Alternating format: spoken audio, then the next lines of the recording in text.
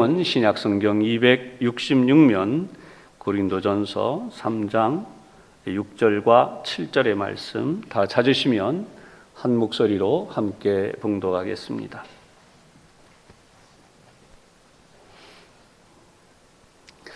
봉독을 시작하겠습니다. 시작. 나는 심었고 아볼로는 물을 주었으되 오직 하나님께서 자라나게 하셨나니 그런즉 심는 이나 물 주는 이는 아무것도 아니로되 오직 자라게 하시는 이는 하나님뿐이니라. 아멘. 이 말씀이 먼저 큰 은혜가 되시기를 바랍니다. 오늘도 우리 양쪽에 앞에 있는 분들을 축복합니다. 하나님 은혜가 충만하시기 바랍니다. 영상으로 예배드리는 분들도 축복하겠습니다. 오늘 말씀의 제목은 하나님의 추수라는 제목입니다. 이 하나님의 추수는 어떻게 이루어지는가? 우리가 10월은 결실의 달인 만큼 이러한 부분을 생각하면서 은혜를 나눌 텐데요. 해마다 가을이 되면 추수의 기쁨이 있죠.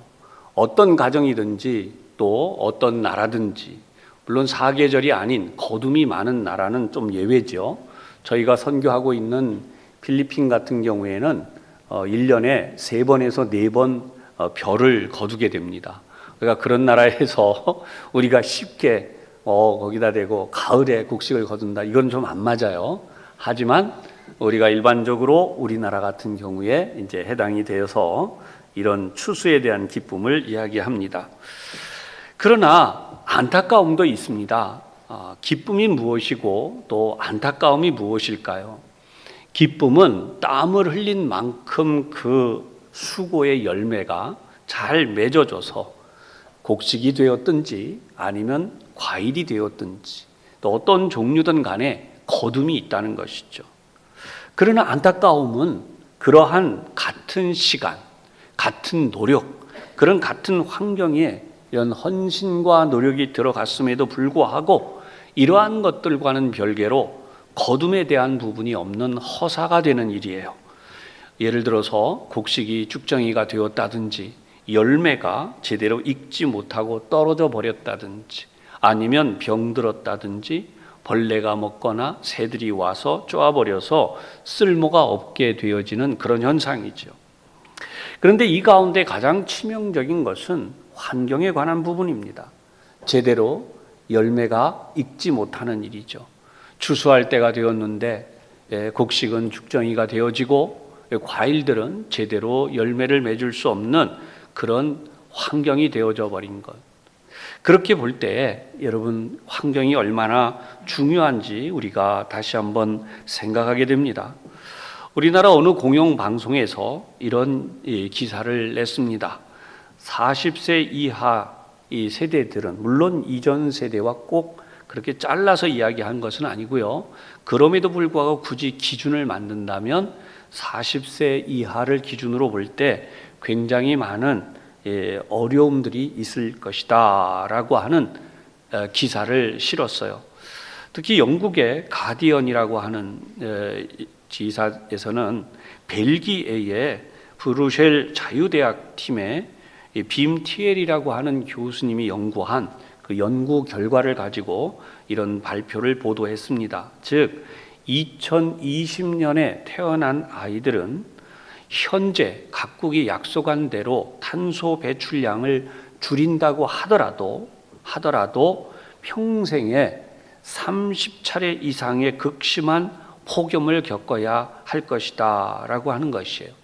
이 비교에 대해서는 현재 1960년 출생자에 비한다면 무려 7배나 많은 폭염을 경험하는 것이다 라고 하는 것이죠. 이 폭염에 대한 설명을 잠깐 드려보면, 여러분, 저도 초등학교를 지나고 중학교, 고등학교를 지나갈 무렵에 진짜 덥다, 무덥다 하면은 보통 한 25도를 전후로 해서 이야기를 했어요. 더워서 못 살겠다. 그런 이야기들을 어르신들이 했고요. 그때 당시에도 보면은 25도 전후예요. 그런데 우리가 알듯이 이미 30도를 훌쩍 넘은 우리 기온이 흔히 말하기를 폭염, 살인적인 더위다라고까지 이야기를 하는데요. 금년에도 그랬고 지난해도 그랬고요. 아마 내년도 그러리라고 보는데 이미 세계적으로는 기상이변이 일어나고 있습니다. 대표적으로 비가 많이 오는 지역, 또 평생 가도 눈이라고는 구경할 수 없던 지역에 눈이 내리고 폭설이, 그리고 우박이 떨어지고 하는 엄청난 피해와 함께 또 더위라고는 볼 수 없었던 지역이 더워지는 이상현상, 심지어 더위가 심한 지역은 섭씨 50도를 넘어가는 이런 무더위까지도 보인 적이 있습니다. 여러분, 이러한 상황을 가르쳐서 바로 이 과학지가 말하고 있는 이런 기상이변이라고 할 수 있습니다. 그런 의미에서 2016년에서 2020년 사이 유럽과 아시아 지역에서 태어난 어린이 5,300만 명 정도로 추산하는데요. 이들은 현재 배출되고 있는 탄소가스로 인해서 약 4배 정도 더 많은 극심한 기후를 경험할 것이다 라는 통계와, 그리고 사하라 이남 지역인 아프리카 지역의 어린이들 약 1억 7,200만으로 보는데요. 이 엄청난 숫자인데 5.7배 더 많은 극심한 기후에 직면할 것이다, 이렇게 이야기를 해요. 여러분, 따져보면 수치로만 나와 있지만 이것이 우리에게 던지는 의미는 굉장히 큽니다. 무엇이죠? 여러분, 우리가 코로나를 겪고 있는 이런 것들이 대표적인 예입니다. 이러한 일들이 이렇게 많아진다면, 이렇게 더 심각해진다면 우리에게 얼마나 건강으로 또 삶으로 어려움이 다가오겠습니까? 그런데 이 부분을 해결하려고 하는 문제에 대해서는 이렇게 한번 생각을 해 보십시다. 우리가 이것을 당장 막을 수 있는가라고 하는 것입니다. 이미 세계적으로 일어나고 있는 기상이변을 국지적으로 막겠다고 하는 것도 심히 어렵지만은 나 홀로 잘해서 되는 것이 아니라 전 지구가 앓게 된 이러한 상황에 대하여 모두가 함께 해야 된다는 것이죠. 여러분, 그런 의미에서 보면 이것은 개발도상국과 후진국 사이에, 이미 선진국이 된 나라 사이에는 굉장히 서로 책임지기 어려운, 아니 협력하기 어려운 내용들이 포함되어져 있습니다. 그렇다고 우리가 암울하게 있을 일이 아닙니다. 이러한 부분에서 우리는 무엇을 준비해야 될까요? 우리는 바로 신앙에 대하여 이런 기후보다 더 중요할 정도로 우리의 마음을 쏟아서 준비해야 되리라 하는 것이 오늘 저와 여러분이 함께 나누려는 말씀의 중요한 제목입니다. 신앙으로 이야기하기 전 먼저 우리가 함께 이야기할 것이 우리의 다음 세대들에 대한 이야기이죠. 현실의 문제에 막혀서 힘겨워하는 3포, 4포, 5포 세대라고 하는 말을 하는 우리 다음 세대들을 보고 있습니다. 취업에 대해서도, 결혼의 문제도, 그리고 심지어 결혼을 해도 저출산의 문제, 이런 어려움들을 겪고 있는 이유는 다양한 이유를 들고 있는데, 최근에 우리나라도 부동산 그리고 고물가 같은 이야기들을 하고 있습니다. 여러분, 인구 고령화로 인한 이런 문제들은요, 이미 이웃 나라인 일본에서는 10년, 15년 전부터 시작되어진 이야기이고, 우리 다음 세대들을 놓고 힘들어한다라고 하는 이야기도 역시 이웃 나라 일본에서 이미 시작되었던 이야기입니다. 그렇게 끝난 게 아니라 이 이야기는 현재 진행형으로 중국에서도 마찬가지입니다. 중국과 같이 정말 인구가 많아지고 산하 제한을 목표로 두었던 나라조차도 최근에는 정책을 바꾸고 있는데요. 많은 젊은이들이 결혼을 하지 못하고 있고 또 하지 않으려고 하는 그런 흐름으로 이것이 곧 저출산으로 이어질 수 있다라고 하는 위기의식도 있다는 것이죠. 이것은 중국만의 문제가 아니라 지구상에 존재하는 많은 나라들이 그렇다는 것이에요. 충분히 국가적으로 발전한 뒤에 일어나야 할 문제들이 개발도상국이 되어진 나라 안에서 이미 이러한 우리나라뿐 아니라 일본에서 겪었던 문제들과 같은 일들이 이어져 가는데요. 이렇게 본다면 신앙의 다음 세대를 세우는 이야기에 있어서는 어떠할까요? 추수가 다가온다고 하는 이 하나님의 추수에 대한 부분을 여러분들과 함께 말씀드리려고 하는데요. 이렇게 세상적으로 추수가 어려워지고 삶이 어려워지는 부분에 대해서 우리가 이렇게 연구 결과를 말할 수 있죠. 읽는 곡식이 많지 못하고 질이 안 좋아서 제대로 좋은 곡식이 거둘 수 없고 또 과일들을 비롯해서 다양한 토산물들이 안 좋을 때에 우리는 이런 이야기를 하죠. 토양이 안 좋아서 그렇다. 물이 오염되고 안 좋아져서 그렇다. 그리고 종자가 안 좋아서 그렇다 등등 이야기를 합니다. 그렇다면 신앙도 우리가 그렇게 말할 수 있는가라고 하는 것이에요. 신앙도 시기가 안 좋아서 그렇다. 세대가 안 좋아서 그렇다. 또 환경이 안 좋아서 그렇다라고 하면서 그저 이렇게 이런 때를 견디고 지나가기만 바라면 될까요? 성경은 우리에게 이 부분에 대해서 주님의 말씀을 통해서 분명하게 알려주십니다. 바로 마가복음의 마지막 장인 16장 15절의 말씀이죠. 또 이르시되 너희는 온 천하에 다니며 만민에게 복음을 전파하라. 여러분, 온 천하를 다니면서 복음을 전파하라는 것은 그 당시 예수님의 제자들이나 또 예수님의 말씀을 들었던 사람들은 참 요즘으로 표현하면 뜬금없는 말이에요. 말도 안 되는 이야기입니다. 그들이 언제 갈릴리 지역을 벗어나 본 적이 있으며 또 나아가서는 이렇게 유대 땅을 벗어나 본 적이 있겠습니까? 배를 타고 이웃 나라를 여행해 봤겠습니까?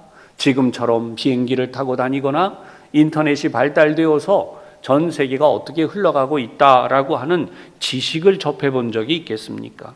그럼에도 불구하고 예수님께서는 명백하게 이들에게 온 천하에 다니면서 만민에게 복음을 전파하라라고 하셨다는 것이죠. 이미 우리가 알고 있는 성경 말씀 중에는 때를 얻든지 못 얻든지 전파하라는 말씀도 있습니다. 이제 마가복음 이 마지막 장에 있는 말씀은 별개로 이제 마가복음이 시작되어지는 1장을 향해서 가겠습니다. 마가복음 1장 15절의 말씀입니다. 이르시되 때가 찼고 하나님의 나라가 가까이 왔으니 회개하고 복음을 믿으라 하시더라. 주님은 우리가 이제 미리 보았지만 왜 온 천하에 다니면서 복음을 전파하라고 하셨는가라고 하는 것이, 그것이 바로 이 마가복음 1장 15절에 때가 찼다라고 말씀하시는 것입니다. 여러분, 이 때가 찼다라고 하는 말씀의 원어는 플레로타이호 카이로스라고 하는 단어예요. 직역을 해보면 카이로스가 충만해졌다, 꽉 찼다라고 하는 의미인데요. 이것이 바로 추수 때를 가르치는 용어가 되는 것입니다. 즉 하나님께서는 이제는 완전히 바꾸신다라고 하는 것이에요. 어떻게 바꾸시는가? 주님이 하신 말씀 마가복음 1장 15절을 계속 보겠습니다. 하나님의 나라가 가까이 왔으니. 여러분, 이 카이로스에서 의미가 무엇이다라고 하는 것을 여러분들에게 이미 여러 차례 설교를 해서 설명을 해드린 적이 있습니다. 시간은 두 가지라 그랬어요. 흘러가는 시간은 크로노스, 그 시간 중에 한 지점은 카이로스. 즉 시간이 흘러가고 있는데 바로 이 카이로스라고 하는 때가 완전히 꽉 채워졌다는 것은 이제 한순간에 확 변화가 일어난다는 것입니다. 더 이상 기다릴 수 없는 시점이 왔다는 것이에요. 어떻게 해요? 하나님의 나라가 가까이 왔다는 것입니다. 이제는 더 이상 기다려지지 않는다라고 하는 의미로서 이 하나님의 나라는 어떻게 우리에게 설명이 되어지는가? 더 이상 기다리지 말고 회개하라. 더 이상 기다리지 말고 복음을 믿으라. 즉 하나님의 말씀에 대하여 명백하게 깨닫는 대로 이제는 때가 되었다라고 하는 것이, 어느 한 시점에 완전히 물밀듯이 바뀌는 것을 말씀하고 있는 것이죠. 사랑하는 여러분, 그런 의미에서 우리의 이러한 주님의 말씀을 듣고 결단하고 우리가 온 천하를 다니며 복음을 전파하는 일은 씨앗을 뿌리는 것에 비유할 수 있습니다. 더 이상 기다리시지 않는, 이제 때가 되었기 때문에 그렇게 해야만 한다라고 명하시는 하나님의 말씀에 대해서 우리 잠시 생각을 하려는 것입니다. 우리는 지금도 우리 인생에 하나님의 복음, 즉 하나님의 씨앗을 뿌려야 하는 것입니다. 내 인생에 하나님의 복음, 하나님의 말씀, 하나님의 그 씨앗을 뿌려야 되는데요. 어떻게 뿌리겠습니까? 믿지 않는 가족, 아내가 있고 남편이 있고 또 믿지 않는 부모님이 계시다면 또 믿지 않는 자녀들에게 하나님의 복음의 씨앗을 뿌려야 되는 것이죠. 이것이 우리가 해야 되는 매우 중요한 일입니다. 한 예를 들어 설명을 해드려 보겠습니다. 목회의 예화인데요. 미국의 샌프란시스코에 있는 로스 알데힐이라고 하는 마을이 있다고 해요. 이 마을은 조그마한 마을이랍니다. 그런데 여기에 요한이라는 이름을 가진 우편 배달부, 우리 말로 말하면 집배원이 있었다는 거죠. 그런데 이 집배원이 배달을 다니면서 보니까 자기가 배달하는 구역이 약 한 50마일이라고 해요. 우리 킬로미터로 환산해 보면 대략 한 80km입니다. 아마 운전을 하시는 분들은 단번에 아실 거예요. 이 정도가 얼마나 먼 거리인가. 그런데 여기를 매일같이 오고 가는데 문제는 이 다니는 길을 보면 너무나 황량하고 흙먼지가 날리고 그리고 이 길을 다니는 동안에 이 황량한 흙먼지를 마시면서 다니다 보면 앞이 뿌옇게 먼지가 뒤덮인 이런 상황을 다니는 동안 황폐할 수밖에 없죠. 내가 이런 길을 매일같이 다녀야 하나라고 하는 그에게 어느 날 이런 지혜가 떠올랐다는 것이죠. 여기에 씨앗을 한번 뿌려보자. 매일같이 다니는 길이라면 이왕이면 씨를 뿌려보자. 그래서 씨앗들을 호주머니에 넣고 다니면서 그저 쓸데없이 그냥 뿌리는 사람처럼 이리저리 뿌리고 지나가고 이리저리 뿌리고 지나가기를 반복했어요. 구간을 한번 정해보고 오늘은 이 구간을 뿌렸으니까 내일은 저쪽을 뿌려보자. 이렇게 하면서 뿌리고 다녔다는 것이죠. 근데 그렇게 몇 해가 지나가는데 쉽게 꽃이 피지는 않고 열매도 열리지는 않지만 그러나 얼마가 지난 후에 푸릇푸릇한 것들이 생겨나면서 점차 흙먼지들이 사라져가 얼마 후에는 꽃들이 피기 시작했어요. 파란색, 빨간색, 노란색, 색색으로 꽃들이 피어났는데 그 꽃들이요, 그 이듬해가 되면 더 많이 번져나갑니다. 그 다음에는 더 넓어진 지역으로 번져나갑니다. 그래서 그가 다녔던 지역이 이제는 황량함이 아니라 아름다운 꽃들이 피고 바람이 불면 꽃 향기가 날리는 그런 지역들로 변화되었다는 것이죠. 여러분, 이 작은 예화에서도 알 수 있듯이 우리가 하나님의 복음의 씨앗을 뿌리지 아니하면 황량한 내 가정, 황량한 내 인생, 황량한 우리 자녀들의 인생을 살 수밖에 없습니다. 우리 주변도 마찬가지입니다. 그러나 그렇게 하나님의 복음의 씨앗을 뿌리는 것이 처음에는 쉽지 않고 힘들고 그럼에도 불구하고 하찮게 보이는 그 호주머니에 넣고 다닌 한 줌의 씨앗을 뿌리듯이 우리가 종종 한두 마디 던지는 것 같지만 우리 아들, 딸들에게, 손자, 손녀들에게, 믿지 않는 가족에게 이번에는 교회를 좀 한번 가보자. 한번 예수를 좀 꼭 믿어보자. 여러분, 그런 말 한마디씩 하는 것이 바로 복음의 씨를 뿌리는 것입니다. 그러한 것이 귀찮다고, 그러한 것이 무슨 의미가 있겠냐고 그냥 지나간다면 30년, 40년, 50년이 지나도 별로 큰 의미를 두지 못한 채 우리 인생을 마감할 수도 있다는 것입니다. 사랑하는 여러분, 한 가지 예화를 들어서 더 한번 설명을 해드려 보겠습니다. 꽃길을 다니고 있는 분에 대한 이야기를 지금 말씀드렸다면 우편 배달을 해도 이번에는 실화를 바탕으로 한 소설의 이야기예요. 프랑스 소설가 장 지오노라고 하는 이가 나무를 심는 사람이라고 하는 소설을 1953년에 출간했습니다. 그런데 이 소설은 1인칭 시점으로 쓰여져 있지만 실화를 바탕으로 했기 때문에 이 속의 주인공은 엘제아르 부피에라고 하는 사람이에요. 세상의 글이나 책 속에도 많이 인용되어진 내용입니다. 1913년 주인공인 한 여행자가 아주 황폐한 지역을 방문하게 되었습니다. 사방을 둘러보아도 나무라는 찾아볼 수도 없는, 물도 없는 아주 절망적인 그런 지역에 그때 어느 외로운 양치기의 모습을 보게 됐습니다. 허름한 차림에 늑수그레한 모습에 이 양치기의 이름은 엘제아르 부피에. 이 사람은 30여 마리의 양떼를 치면서 그곳에 살고 있었는데 그 마을은 마치 폐가처럼 사람들이 다 떠나버려서, 아니 엄밀히 말하면 와서 살지를 않았다고 할 수도 있는데요, 한 12채 정도의 집이 있는데 다 무너지기 일보 직전에 있는 상황인데 실제로 사람은 3명 정도가 거주하고 있었고요. 살고 있는 이 사람들끼리도 서로 앙숙과도 같았는데 이유는 먹을 것 때문이었다는 것이죠. 뭔가 사냥을 해오면 그 사냥한 것을 먹는 일이 쉽지 않았어요. 이들은 생계가 단순히 숯을 만들어서 그렇게 살아가지만 변변한 나무조차 없다 보니까 이로 인해서 많은 다툼과 싸움이 있었다는 것입니다. 이 붓비에라고 하는 사람은 55세의 아들을 잃어버렸습니다. 그리고 사랑하는 아내마저 세상을 떠나서 홀로 지내고 있었습니다. 이 사람이 할 수 있는 일은 아무것도 없다라고 할 수 있지만 그는 거의 폐가가 되어져 버린 집에 거주하면서 하는 일은 하루에 도토리를 주워서 여기에 심고 저기에 심고 하기를 한 100개 정도 가까운 도토리를 심는 일이 그의 일과였었어요. 이런 작업이 한 3년 전부터, 이 주인공이 방문하기 전 한 3년 전부터 있었던 일입니다.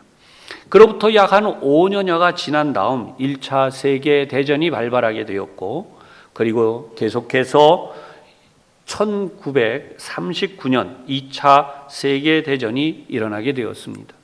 이 기간 동안에 엘자르 붓비에는 이 전쟁의 아랑곳 없이 이곳에 계속해서 바로 이 씨를 심고 또 나무를 옮겨 심고 하는 일을 줄기차게 해 나갔다는 것이죠.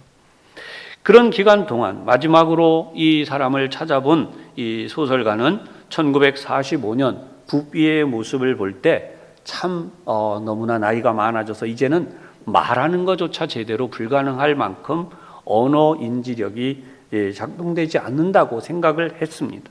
마침내 1947년 이 엘자르 붓비에가 89세를 일기로 세상을 떠나게 됩니다. 나중에 이 소설의 소설가였던 이는 이 지역을 방문하게 돼요. 그런데 이 지역은 어떻게 변했을까요? 여러분, 이 지역이 얼마나 아름다운 지역이었는지요. 자작나무, 그리고 밤나무, 그리고 참나무 등등 얼마나 아름다운 이 나무들이 어우러지고, 그리고 환상의 숲 군락지라고 하는 지형적으로 전체적으로 변화가 일어나서 정말 그 이전에 황량했던 지역은 찾아볼 수가 없게 됐습니다.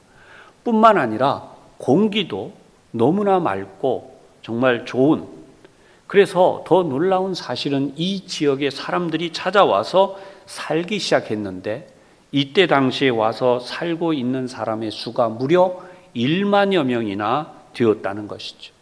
이들이 무리지어 사는 모습은 이 세상의 풍경이 아닌 천상의 모습처럼 보였다는 것이죠. 여러분, 여기가 어디일까요?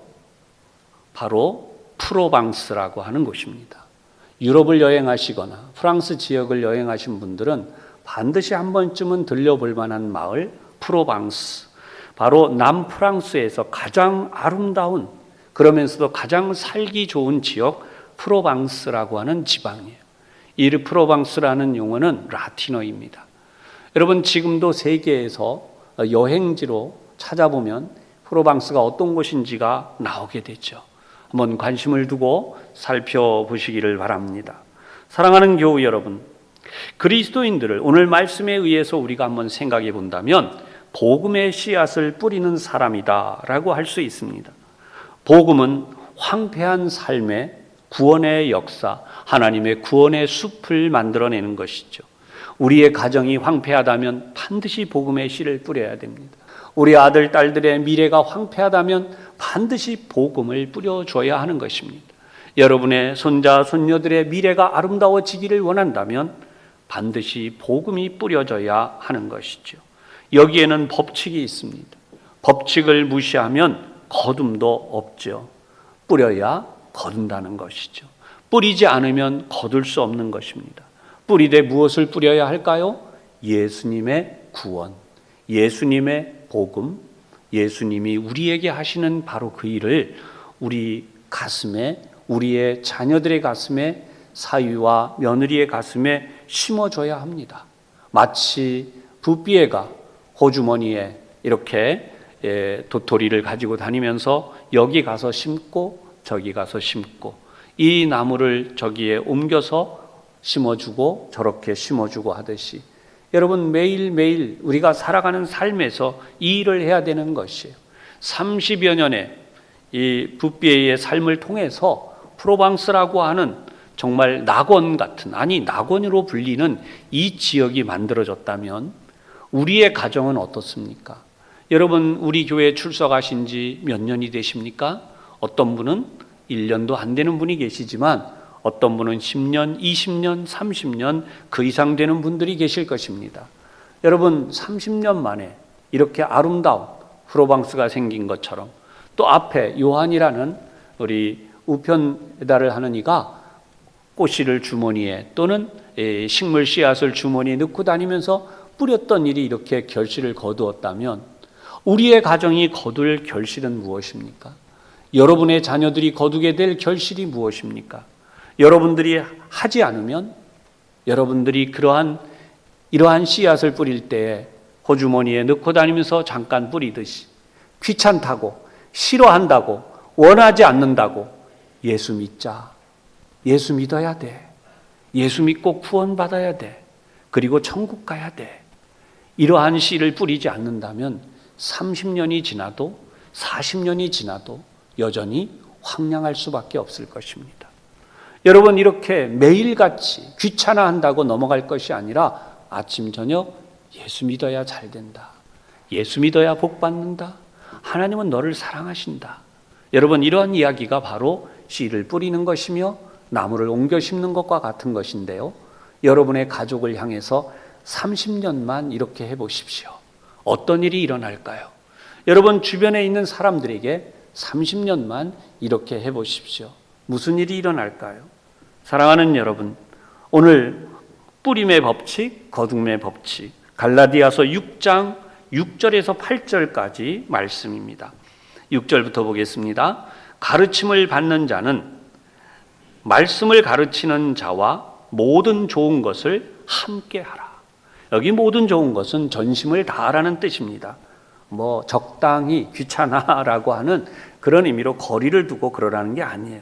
가르침을 받는 자는 말씀을 가르치는 자와 모든 좋은 것을 함께 하라. 이것은 진심으로 아멘, 그렇게 나에게 이루어지게 하여 주시옵소서, 그런 간절한 마음이 있어야 한다는 것입니다. 그런데 그렇게 못한다면 7절, 스스로 속이지 말라. 잘 됐다고 착각하지 말라는 거예요. 하나님은 업신여김을 받지 아니하시나니 사람이 무엇으로 심든지 그대로 거두리라. 8절, 자기의 육체를 위하여 심는 자는 육체로부터 썩어질 것을 거두고 성령을 위하여 심는 자는 성령으로 영생을 거두리라. 아멘.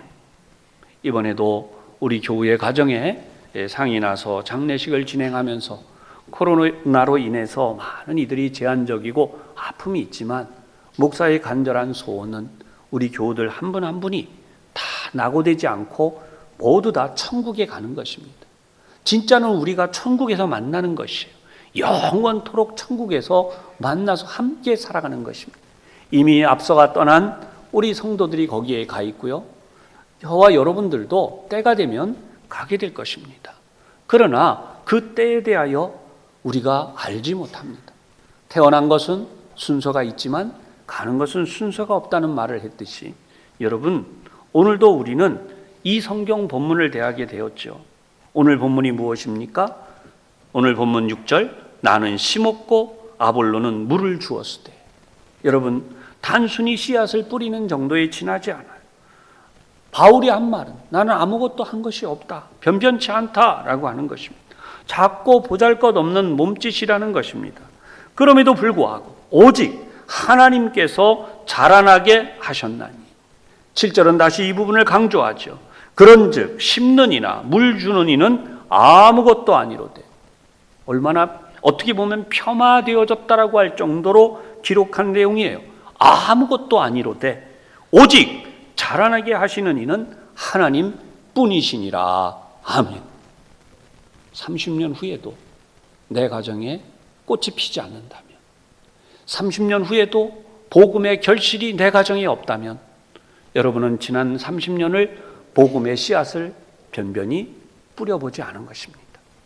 그런 의미에서 세대를 탓하지 말고, 환경을 탓하지 말고, 황량하게 흙먼지가 날리는 지역에 씨앗을 뿌렸더니 바뀐 것처럼, 프로방스라고 하는 지역이 그렇게 멋지게 만들어지기 전에는 황폐해서 사람들이 살지 못했던 지역이었던 것을 생각해 본다면, 여러분, 우리의 가정을 낙원으로, 프로방스로, 여러분의 자녀들의 미래를 프로방스로 바꿀 수 있지 않겠습니까?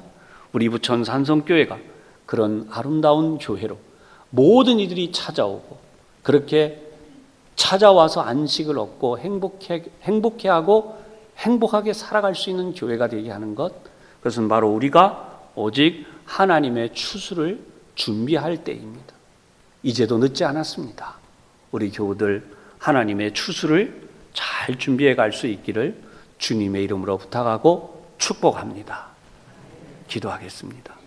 하나님 아버지, 오늘도 저희들에게 이 귀한 은혜와 복을 주심에 감사를 드립니다.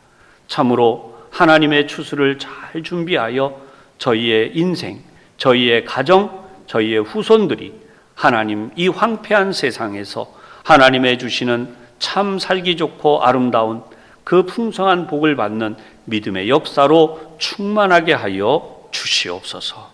예수님 이름으로 기도하옵나이다. 아멘.